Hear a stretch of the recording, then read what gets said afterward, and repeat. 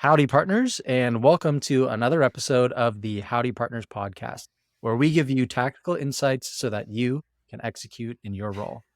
Today, we have a special guest, and special meaning a special topic. But before we dive into that, Tom, how's it going? How's everything in? I'm doing well. It's getting to the fall time frame here in Denver, so leaf peeping is in full effect with all the colors in the mountains. And I think we need to get serious about some Howdy Partners merch because our guest is showing us up with some cool stuff already. Yeah. Yes. Well, I just dove into Etsy for the first time ever. I'd never purchased anything on there, and I just made first purchase. I won't show it yet, but it's related to the Nearbound Summit. Just plug, if you haven't signed up for that yet, go sign up for it. The theme is cyberpunk, and also the theme of what I purchased. And anyways, enough about that. Also, Tom, I've never heard the phrase leaf peeping, but now I Leaf have, peeping. and maybe I'll do my own leaf peeping in Ontario. Okay, so today's topic, like I mentioned, it's a special guest, and the reason it's special is because our guest has done research on the partnership space, and we'll definitely be referencing that research. And in reviewing for this episode, I saw there was 3 pages of references, if not more, and it was from blogs and articles and scholarly articles and business reviews, you name it, you reviewed it. Dorian, thank you so much for coming on the show today. I'm excited to dive into this topic.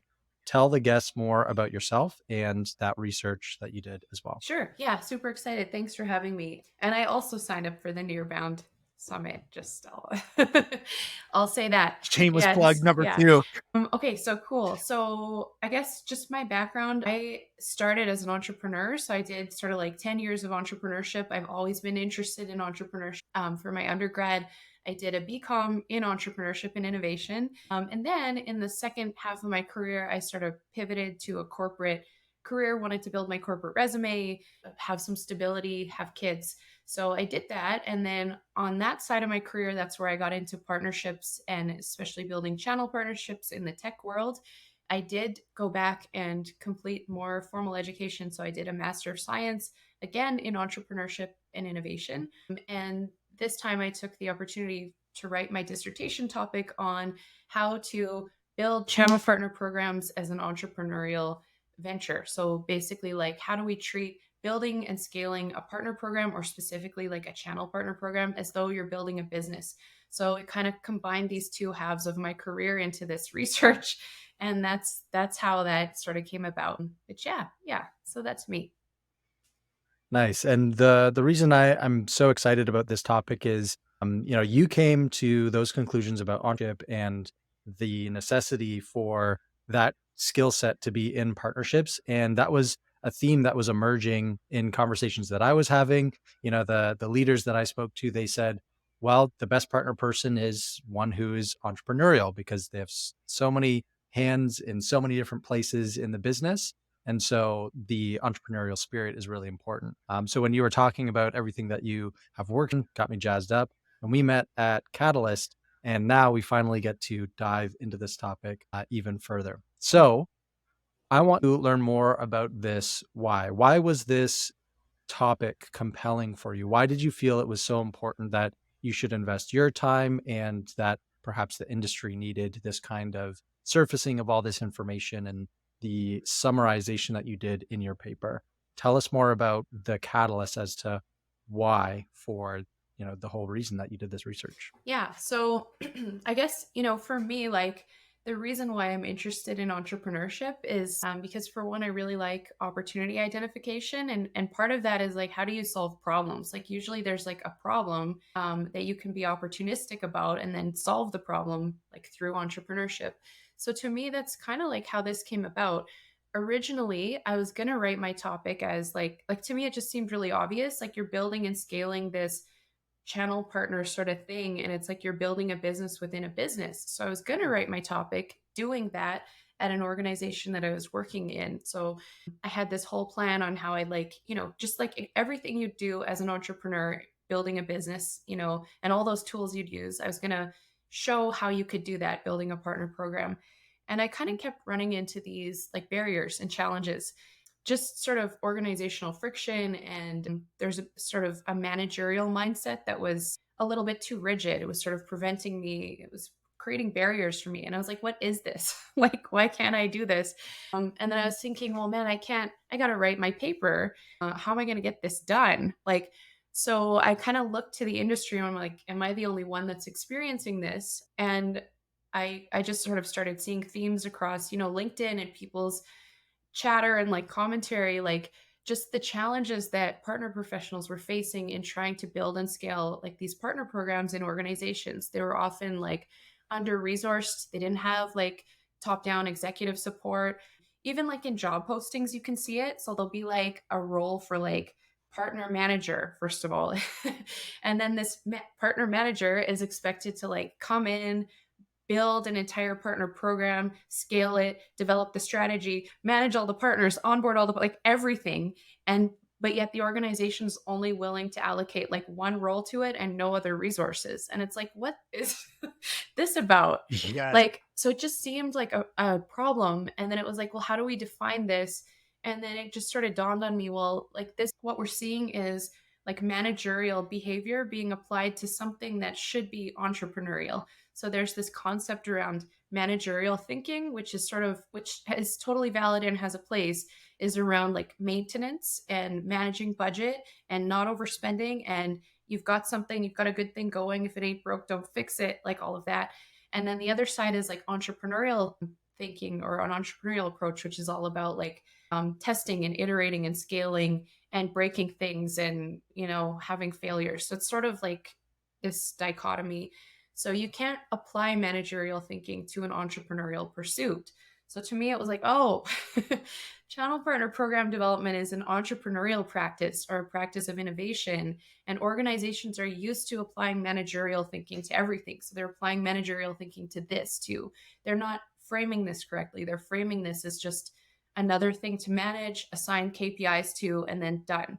But it's not, it's a pursuit of innovation. So that was sort of like the genesis of the idea. And then it was like, all right, well, so if that's my hypothesis or my assertion that building partner programs and scaling or channel partner programs is an entrepreneurial pursuit, then what lessons can we bring from entrepreneurship and innovation to better that process and help, partner managers, but also organizations so that they can better align themselves and be prepared to properly resource partner program development. So that was like the genesis of it, and just like from just purely making observations, how the topic came about.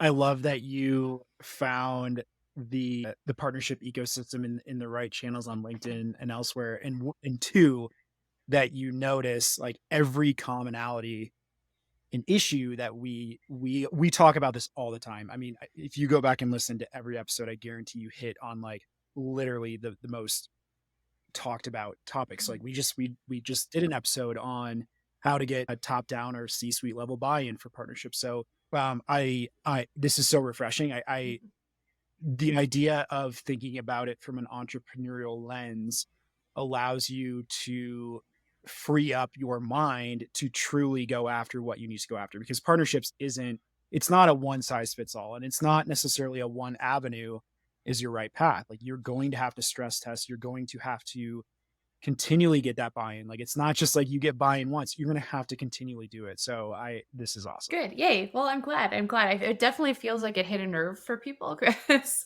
just even in the research, like putting out like surveys and things, like it was like there were definitely very common themes. And then people were like, I want to hear like the results of this because I feel I'm picking up what you're putting down. Like this is my pain. You're like, so it was like, okay. So I think, yeah, just framing it that way, like there's the world of entrepreneurship and innovation isn't new. So I don't really feel like I did anything new as far as furthering that research. I just brought it over and layered it on top of like the partnership world and said like, hey, look, like this is the same. There's a lot of research on strategic and corporate entrepreneurship and what makes it fail and what makes it succeed and what types of people should be working in those kind of roles. And so it was just sort of like looking at those best practices and research and bringing it over to partnerships and saying, hey, if these are the best practices in strategic entrepreneurship, like then this is why partnership stuff isn't working, because we're not doing that. Like we're not. So Yeah. yeah, no, I'm glad it resonates. Yes. So I'm curious about what those core competencies that are successful for entrepreneurs, because there's so much of an overlap with partnerships. What should our audience pay attention to when it comes to program building and building the skills within themselves as well? What are those core competencies or even strategies that make an entrepreneur successful that partner people should be as well? Okay, so yeah, so I'll take a step back and I'll just say in my paper, I kind of focused on like from an organizational perspective, what should or can an organization that wants to build a partner program do? So there's sort of two things here. There's the organization and then there's also the partner professional. So for sure, I would say in order for a partner professional to be successful, I would say if you're building and scaling a program, being entrepreneurial and all of the traits and qualities that come with that, that's definitely going to really help you. And there's a lot of research on that. I didn't talk about that so much in my paper. It was more from the organizational side. So, but I do think it is a top down, bottom up. So I'd say top down is like, what does the organization need to do? And bottom up is like, what does the individual in the role need to do? So for the organization, I kind of broke it down into like people tuning and organizational tuning inside of the organization. So the people tuning part is really about that managerial versus entrepreneurial approach to management that I was talking about earlier. So taking like a more of a less of a rigid hardline approach when like the organization needs to sort of tune itself that way. The executive team, the people at the top, whoever's making the decisions on partnership, need to kind of like come to terms with the fact that this is not like, if you've never done this before and you have no strategy and you can't just throw KPIs at this and then just sort of, assign a person to it and hope it works out. You're not going to be successful. You've got to be prepared to invest the time, resources, all of those things in building this and take an iterative entrepreneurial approach. So then the organizational tuning is the next step. So this is like not my research, it's just research that I brought over to partnerships, but there's these 5 organizational factors that lend to success in innovation and then like therefore lend to success in developing partner programs. So those are managerial support. So you need that top down managerial support in that entrepreneurial endeavor. The organizational structure needs to be sort of flat and bureaucracy free. You need to be able to quickly make decisions and test ideas. No, the less constraints, the better. Work discretion. So whoever's in this role doing this needs to be able to have like autonomy and make decisions and, like pivot on the fly and not be sort of rigidly controlled. They need to be properly resourced. So that's not just money, but also time. They need to be given a proper time scale to do things and scale things and test things. The tools that they need to succeed, maybe other team members. If you can't sort of put direct hires under this person, then they need to be able to borrow people from other teams. And then rewards and reinforcements. So if you are an organization and you want to ensure that a really awesome entrepreneurial person leaves, don't recognize them for their achievements and successes, and don't compensate them in sort of a what's the right word, I guess. Don't compensate them in a way that recognizes their achievement, right? Like, so entrepreneurs love that, like, the harder you work the better you do, the American dream kind of Right. mentality, right? So that reward reinforcement is super important. So that's kind of inside the organization. And then I had a couple other points like outside the organization, I guess, that the partner professional would do. But so I'd say advice to the partner professional is find an organization that's like this, that's entrepreneurial, that sort of gets it, that has an understanding, like that there's reality in play in the role that you're coming into. Like, I guess is what I'd say. Yeah. I've got one point and one question. So I want to go back to you were talking about, like the idea of being entrepreneurial in partnerships, I think is resonating. But let's say, a partner manager is either in a role or looking to get hired in this role. I would love to know if you got any resources or like materials that someone could go out and find, like if I'm like, I'm just not as entrepreneurial as I think, but I want to learn, kind of in that pro dev mindset. if there's anything out there, like I'm sure our listeners would love to see it. So like by all means, we would love to see anything that you have on that piece or resources that you've used, because that's something that honestly I would like to look at. And then two, just like talking about this in like a very real sense. Like I was brought into my organization a year ago to help build our channel program. And what I will tell everyone, whether you're managing a partner program, you are a partner professional, or you're trying to get that buy-in, is it's refreshing to go into building without KPIs. And like I know we can argue about this through and through. I at some point you will need KPIs and you should be Mm-hmm. measured. But you can't be expected to drive revenue, let's say, if you don't have any partners. So like reframing that in a way to think about like what milestones are we trying to hit? Is that like getting, our partner pages up on our site so that we can actually advertise this? Is it building the processes to making sure that you have proper inbound funnels for partnerships to succeed, like referral process? There's so much structure that, like, I'll go back to the saying, like, you can't build a house without a blueprint.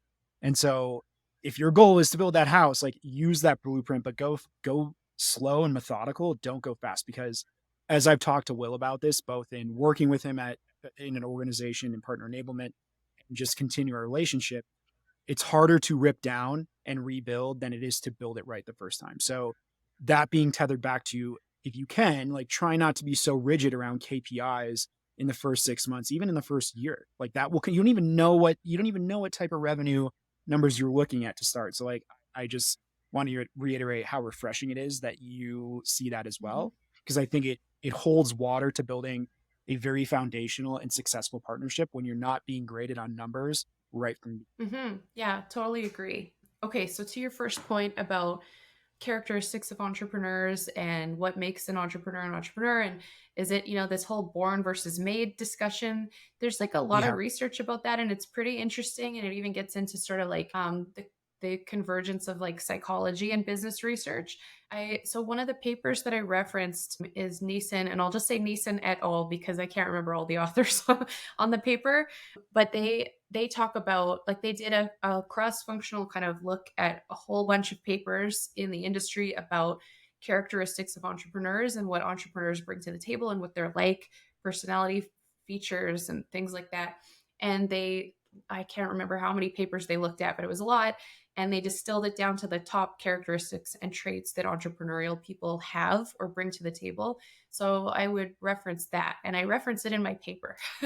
So it's Awesome. like, if you look up like Neeson et al., it's like research on entrepreneurship and innovation, you'll find that paper. And I'm happy to share a link if you want to share it with your audience. But yeah, like, there's a lot of really interesting research on what makes an entrepreneur. And then if you want to be more like that, I guess I'd just say, like, look at those traits and characteristics, which ones are changeable, right, in yourself. Some might not Mhm. be, others might be, and then work on that. But a huge one is like opportunity identification, and being sort of interested in that, and problem solving orientation. So, and then to your next point, yeah, I mean, if you're coming into a role and you're given KPIs, right?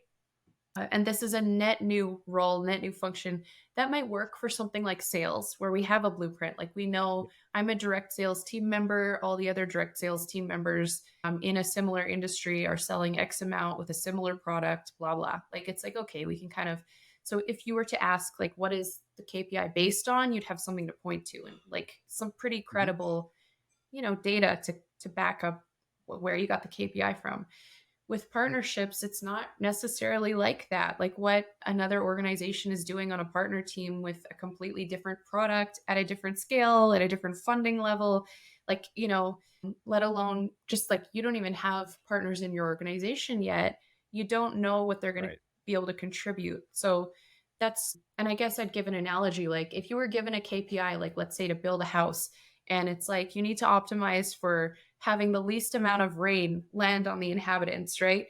You're going to build a house with Yeah. like a gigantic roof, and nobody cares if the walls are made out of Yeah. sticks or if it's like just cement beams and there are no walls and it's holding up a roof. Yeah. Like, you're going to have no rain, but it's going to be a cold, terrible house. Like, so That's it's perfect. a dangerous way Yeah. to scale a program. Is It's sort of cart before the horse, right? Like, So if you're building a business, you wouldn't do that either. You'd be okay, like Mhm. here's my product, here's who buys the product, what's the TAM, right? And the SAM and the SOM, or like however you break it down. What's my total accessible market? How many people do I think are going to buy it? What's the price of the product? Here's the revenue I think I'm going to achieve. You do the same with partners. Like, okay, I think we can have like, and it may vary. Maybe you could have 10, or maybe you could have 100, say, good partners within, a year. So let's say it's 10. And let's say each partner we believe can sell 2 things per quarter. And let's say you can scale that to like 5 things per quarter by the end of the year. And then, like, what's the payout you're giving those partners? And like, so you can build a business model just like you would with selling any product. And you don't need to just sort of Mhm. randomly guess. You can, but you do need to be given, fair, reasonable time to set out that business model. In my paper, it's one of the things I talk about is like using the tools of entrepreneurship. Use a business model canvas, map out a business model. Like, this is, I'm building a business. Here's the business model. Here's a financial model. Like, use financial modeling. And, I have a whole spreadsheet in there that I show how you can use financial modeling from entrepreneurship to assess what you think your partner program will deliver revenue wise, and also what it's going to cost you to hire partner managers, do marketing campaigns, pay out your referral rewards, or whatever you're doing. Right. So, yeah. So I will affirm your feelings. I agree with you. Yeah, you can't set KPIs without having any data. For sure. I love that analogy of the house that can stop the rain, but will be cold as heck for everybody else It's underneath so that. easy for everyone to visualize. Like Yeah. it's spot on. Mhm. Yeah. Okay. But just being conscious of time, I want to do some like a couple rapid fire questions. One is I'm curious about surprising finding from your research. What was unexpected that you learned that you're just like, wow, from that research? Uh, so I guess just the prevalence of this, what we're talking about, sort of as a global issue in partnerships. And I know like partnerships is kind of new as a practice. Like, it's sort of this burgeoning kind of silo. Even like normally it's just stuffed underneath sales, but now it's kind of becoming its own silo. So I was a little surprised to find, though, how globally a problem this was. And I'll give you a stat that I like to cite. It's like 66% of the partner professionals that I surveyed, when asked what is the biggest challenge in your career, like in managing, partnerships, the biggest challenge was their own organization. Like, so if you think about that, like for any other job, right? Where would the biggest problem that you have be the company that you work for making it hard for you to do your job, right? Like, it's such a silly problem. But yeah, it was a lack of one of those 5 factors that I talked about causing problems in the job. 66%. Like, that's a lot. Biggest problem, and not just in their current role, across their entire career in partnerships. So yeah. Wow. That is astounding. Okay, and the last question is from all the research that you did, you're just shy of 15,000 words, and I'm correcting myself and looking at my notes. It wasn't 3 pages of references, it was 6 pages of references. That you've consumed a lot of information. And let's say I'm starting in partnerships and I'm that person who, has KPIs and I got to start building, and I'm in this organization that kind of believes in it but also wants to see results. What is a tactical tip that you can give our listeners where if they take action on it daily, weekly, or making sure they're at least doing it every month, how can they do that and be successful? What is that tactical tip that you would recommend someone does that they can use, tomorrow?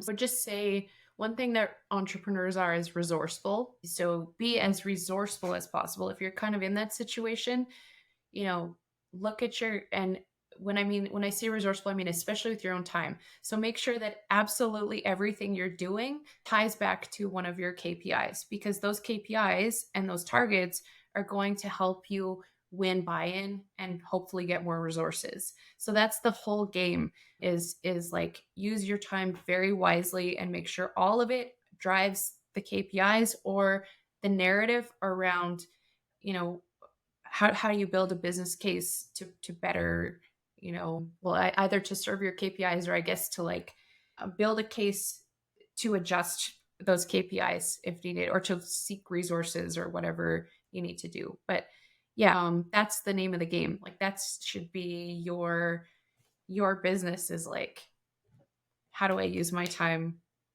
to push those KPIs? And that's it. And like nothing else. It's super easy to get distracted in partnerships. There's like a billion things you could do and waste a lot of time. But if you're, that one person, you've got to like nail it. Simple. Mhm. Yeah. So it sounds like maybe even doing a review either every day or every week of how did I make progress towards that KPI, or let's see what I did this week. How does that align with the KPI? Sounds like that would be probably the best practice that they could do, week over week to make sure that they're on track there. And then of course, be scrappy, like you said, make Mhm. sure they're doing everything in their power to make that happen. Dorian, thank you so much for your time. Amazing insights. There's so much more that we can dive into.